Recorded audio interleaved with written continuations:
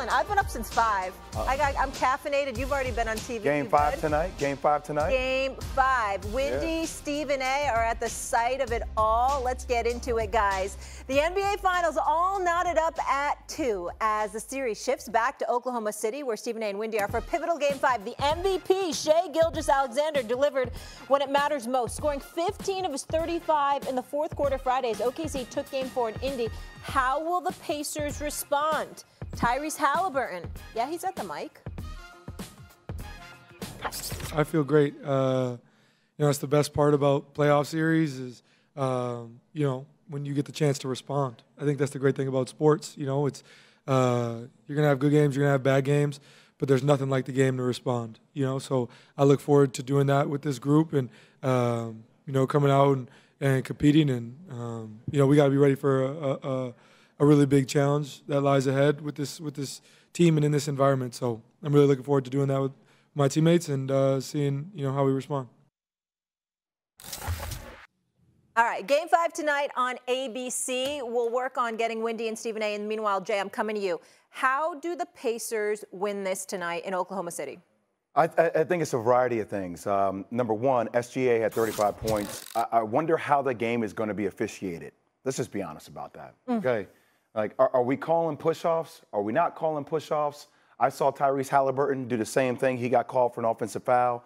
I saw SGA down the slate make 2 averting push-offs that weren't being called. So I'm not going to put it on Scott Foster. I think he is an incredible ref. I think their referee crew is a good referee crew. I just want consistency, first and foremost, with how we're calling the NBA Finals. Secondly, for Indiana, SGA 35 points, 0 assists. How do you make him more dimensional? What do I mean by that? When he just focuses on scoring, he is prolific. I said before, I think he's like an AI meets Kobe. AI with the way he can slither through and get to those certain gaps in the court, which is unique, by the way, but also Kobe when he gets the ball in different operational zones on the court. Talk about the nail, if you talk about the elbow for basketball minds there, or a pinch post, or the extended wing, he's able to have that footwork, right, where he can get in those sweet spots. But if you can throw more double teams at him, throw more different coverages at him, make him an assist guy before he's a score-first guy is a really big thing. Because you want him to make other players have to beat you instead of him down the stretch. And also, you got to keep them off the boards. And then the last thing it comes down to, I think, Molly, really, is Tyrese Haliburton. We always talk about superstar, star, him being the guy. All that's fine. You want him to remain aggressive.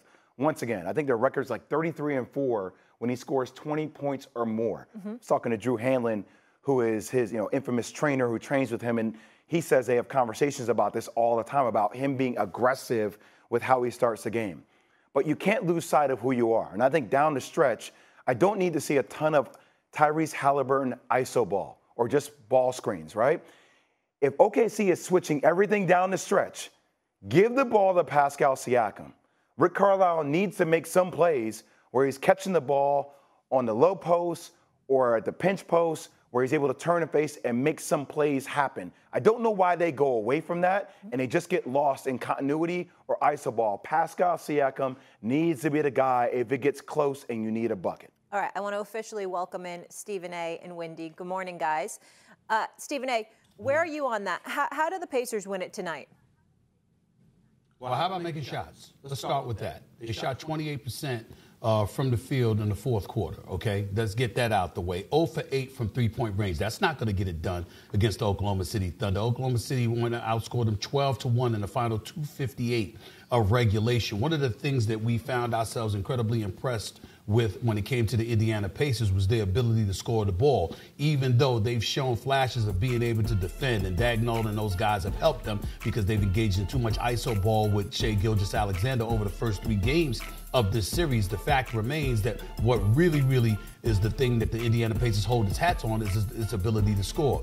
We saw even with Tyrese Haliburton struggling, Pascal Siakam making noise, Nesmith making noise, Nembhard making noise, Mathurin coming off the bench dropping 27 in a game 3 and doing what he's capable of doing. TJ McConnell being that little engine that could, being the spark plug for them. We've seen them do a myriad of things and have been very impressed with what we've seen from the Indiana Pacers. And then the fourth quarter showed up the other night. You've got an opportunity to put OKC in an insurmountable 3 3-1 hole, and all of a sudden, over the last 2 minutes and 58 seconds, you can't score a damn basket. That's not something that we anticipate or expect from the Indiana Pacers, particularly when you see even a guy like Obi Toppin coming off the bench and able to make a contribution. So I'm going to say that's one of the key things right there. Number 2, get the ball out of Shai Gilgeous-Alexander's hands. Yes, he is the reigning league MVP. Yes, he is a superstar caliber player in this game, and he definitely showed it in Game 4. But trap him, double him, do something to make somebody else beat you.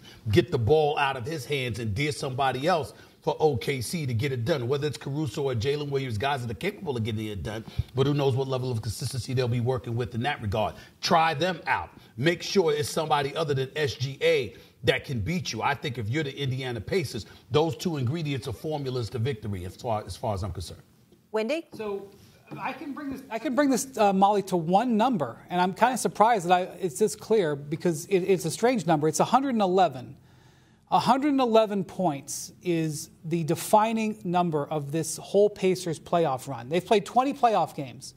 When they have scored 111 or more, they're 14-0. When they've scored 110 or less, they're 0-6. And by the way, in Game 4, the Thunder scored 111 points. Had they got to 111, it would at least gone to overtime. So why is that number, why do we have it? Well, 20 games, that's a quarter of a season. Like, that's defining, okay? That number seems to indicate the magic, what they have to have in terms of number of possessions, number of offensive rebounds, winning the turnover game, getting fast break points.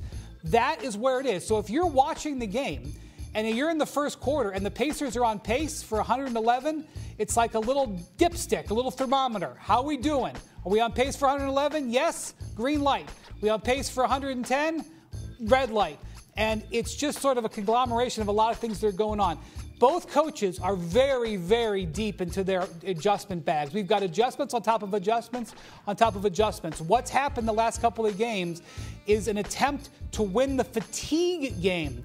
The Pacers won the fatigue game in Game 3. It's one of their most important strategy points. Tire out the opposition by running guys and wearing out Shai Gilgeous-Alexander with full court pressure and attacking him on defense. In Game 4, the curveball that the Thunder tossed back, guys, taking Shai off the ball. He had no assists in that game. It was a fascinating statistic. Normally you see a point guard with no assist. You say, what a bad game, a ball hog game. No.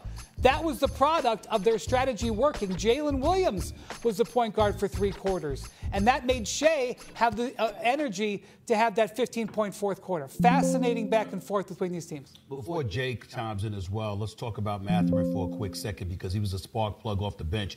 People keep forgetting this is a guy that started 49 of the 72 games he played this year, and he was the 3rd leading scorer on the Indiana Pacers. So this brother is not a bench player. He's somebody that's been in the starting lineup for a vast majority of the season, not to mention the fact that he can score at will. What happened to him in the fourth quarter? 2 fouls, 1 turnover, no blocks, no field goals. That's what happens when you're talking about him. I'm sorry, not him. That was Miles Turner. But when you look at Mathurin, key moments, missed 3 or 4 free throws. 3 or 4 free throws, okay. Two fouls on inbounds places. I mean, it was as good as he is. It was a disastrous fourth quarter for him. And Miles Turner, that was the number that I brought up in terms of what he was lacking in his level of production. Why was that, Jay? Because he looked scared to shoot. And I like Miles Turner a lot. And I think that he's been a person that has been a good cog for the Indiana Pacers for the most part. It's just one game. But I was surprised to see his hesitancy. He was very, very reluctant. He almost seemed afraid to make a mistake. You can see that from players from time to time. In Mathurin's case, he was aggressive. And it was to a fault because obviously he couldn't compose himself to be. You can't miss 3 or 4 free throws in a pivotal fourth quarter like that in an NBA Finals. Sorry to cut you off, Jay.